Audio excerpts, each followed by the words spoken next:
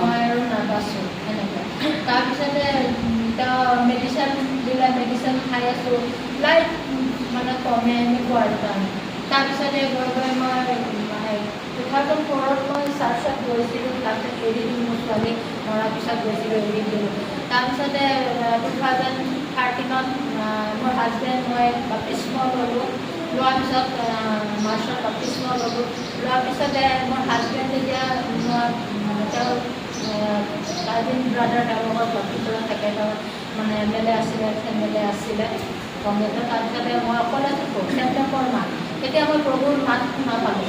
প্ৰভুৱে মোক ক'লে, সেই মোৰ সন্তান, মোৰ প্ৰাৰ্থনাত তেল লগাই তুমি এতিয়া তুমি কৰি প্ৰাৰ্থনা কৰা, তাতে তুমি সুস্থ হ'বা। তাৰপিছত মই লগালগ কি কৰিলোঁ, মই উলিয়াই ল'লোঁ, লৈ পেলাই প্ৰাৰ্থনা তেলেদি ক্ৰছ দিলোঁ, শুই লৈছোঁ মই বিচনাত। শুই লৈ ধৰি মই নিজে প্ৰে কৰিলোঁ। প্ৰে কৰাৰ পিছত আৰু ঈশ্বৰে মোক ইমান সোনকালে প্ৰে কৰিব শিকাইছে, মই ঈশ্বৰক ধন্যবাদ দিওঁ সঁচাকৈ। তাৰপিছত আৰু মোক তেতিয়া বাপ্তিস্ম লোৱাৰ পিছত মোক ৰোগীবিলাকক প্ৰাৰ্থনা কৰিব কৈ আছিলে। তাৰপিছতে মই যেতিয়া ধৰি প্ৰে কৰিলোঁ, মোৰ হাততে গোটা আৰু তাত মানে পেইন নোহোৱাই থাকিলে। কিন্তু মোৰ হাজবেণ্ডে যে বিবুৰা কেঞ্চাৰ হস্পিটেলৰ কাবেৰী দাসৰ লগত কথা পাতিছিলে, ডাক্তৰ কাবেৰী দাসৰ। তেওঁ ক'লে লৈ আহোঁ, ৰিমভ কৰি দিম দুইটা। আৰু মোৰ হাজবেণ্ড একদম ডাউন হৈ গৈছিল। কিন্তু সৰুকৈ মোৰ জীৱন এনেকুৱা মহিলা কৰিলে, প্ৰাৰ্থনা কৰাৰ লগে লগে মোৰ গোটা আৰু পেইন নোহোৱা। তাৰপিছত মোৰ